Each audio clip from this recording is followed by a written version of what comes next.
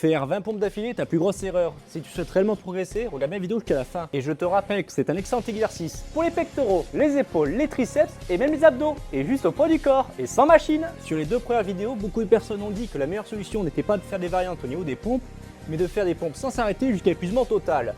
Et vous allez savoir mon avis sur cette question. Personnellement, je vois ce que veulent dire ces personnes. Le seul problème, c'est que dans beaucoup de cas, les personnes débutantes, quand vous allez leur demander de faire beaucoup de pompes, elles vont faire ceci. Selon vous, quel est le problème? Ils vont faire ainsi et à la fin, ils vont commencer à diminuer.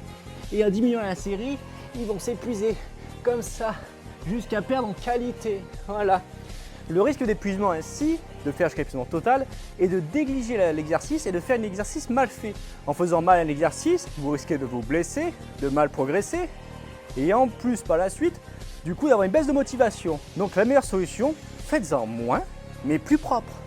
En faisant moins, votre courbe d'évolution va être beaucoup plus fulgurante que si vous faisiez mal. Et en plus, vous limiterez les cas de blessure.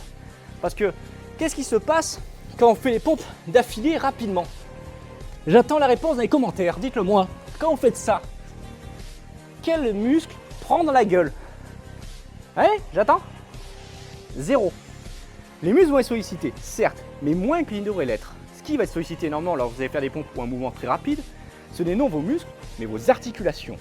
Vos muscles, vous allez leur péter la tronche, ils vont se reconstituer, devenir plus forts, se solidifier et grossir ou rapetissir en fonction de la situation pour évoluer. Mais le problème des articulations, si vous n'en avez qu'une, avec l'âge, votre articulation va diminuer.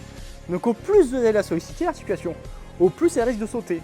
Donc, faire un mouvement rapide ainsi va juste faire chauffer vos articulations et vos muscles ne vont pas travailler. Quand vous faites un mouvement propre, ainsi, que vous contrôlez votre mouvement, tout le long par exemple de la descente d'une pompe, c'est vos muscles qui bloquent. Là, c'est mes muscles qui bloquent. Les articulations sont moins sollicitées vu qu'elles ne chauffent pas. C'est que quand vous êtes chaud comme ça, vous ne sollicitez pas vos muscles. Enfin si, mais juste sur l'explosion. Vous sollicitez sur l'explosion, mais aucun maintien sur la descente. Donc les articulations prennent plein la gueule. Donc voilà, ça c'est mon point de vue sur cette parenthèse. Donc voici mon avis après 7 ans de musculation au poids du corps. Vous êtes libre de faire ce que vous voulez. C'est votre corps, votre choix, vos entraînements. Vous êtes libre.